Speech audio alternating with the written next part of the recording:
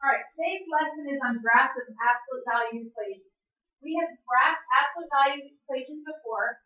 Today's going to be a mini lesson on how to graph an absolute value equation without making a table of values, but using what you're going to learn today with a translation. So when you have a quantity outside the absolute value, this represents a vertical shift.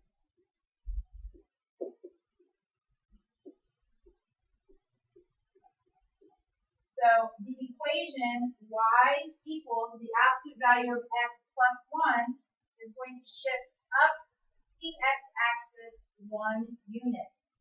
The y equals the absolute value of x minus 2 is going to shift down 2 units. So we start with the parent equation, which is this right here.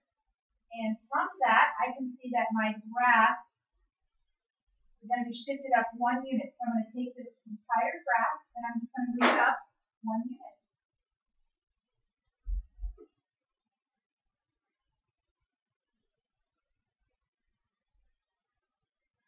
So this is the graph y equals the absolute value of x plus 1. The blue graph, y equals the absolute value of x minus 2.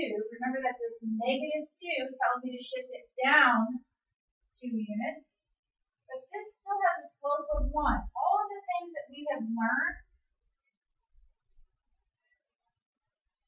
about graphing equations is still the same. You can still use the coefficient in front of the x to count our slope. So the number outside of the absolute value tells me about the vertical shift. If it's positive, I move up. If it's negative, I move down. I also might see numbers inside the absolute value. Those represent the horizontal shift. They're going to go the opposite that you would think. It's going to go the opposite direction that you would think. So a plus 5 means that I move left 5 units. So I have the absolute value of the quantity x plus 5. So instead of my parent graph, I'm going to shift to the left 5 units and then graph the parent equation. I have a slope of 1. Whereas the blue equation, y equals the absolute value of the quantity x minus 5, this represents a 5 unit shift to the right.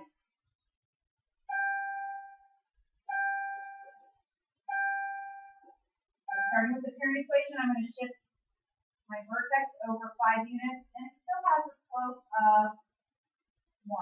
So this is y equals the absolute value of x minus 5, and this is the equation y equals the absolute value of x plus 5. So the number inside the absolute value symbol represents the horizontal shift. The horizontal shift. Sorry. I'm sorry, I'm making a video. You're being recorded. Oh, okay. All right. We also have times where we're going to have a vertical and a horizontal shift. A vertical and a horizontal shift. So I have the parent equation, that's the graph in the black. This equation in red tells me that this is going to shift down 2 units. That's my vertical shift right there. But it also has a horizontal shift of 1 to the left. So I'm going to start with the parent equation, and I'm going to move the vertex to the left 1 unit and then down 2 units. Again, this still has a slope of 1. The variable coefficient is 1.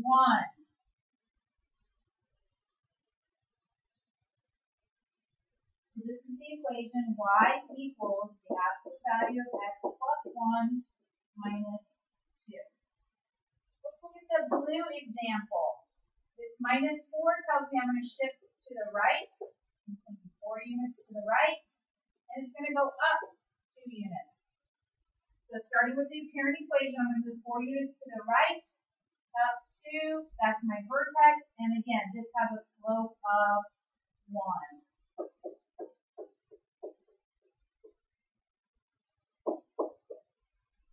Now, if you're a twist in here, the green equation, y equals 2 times the quantity of the absolute value, x minus 4. I know that this x minus 4, this represents a shift to the right, 4 units to the right, and this is my slope. So once I shift that vertex 4 units to the right, I'm going to go up 2 over 1. This has a slope of 2. Where all the other graphs so far have had a slope of 1. So starting with my parent equation, move over 1, 2, 3, 4. There's my vertex, and then I have a slope of 2. Up 2 over 1. Up 2 over 1. Up 2 over 1. And I'll see, once I get this graph, that my graph for this equation is actually narrower than the parent graph. It's actually a little bit narrower. 2 times the quantity x minus 4. All right, so what have we noticed? Well, what do you think this, when I have a negative outside the absolute value, what do you think happens? Let's see, if this is the parent equation, this is what y equals the absolute value of x looks like. What do you think that negative on the outside is going to do? Yeah, it's going to flip it upside down. It's going to have it open downward. We just learned that this represents the slope. So when we have a number greater than 1, it makes our graph narrower. So this is a slope of up 3 over 1. Whereas when I have y equals the absolute value of 1/3 times x, this is my slope. So this is going to make the graph wider than the parent graph. It's going to make it wider. So you have an assignment in ALEX, 15 questions.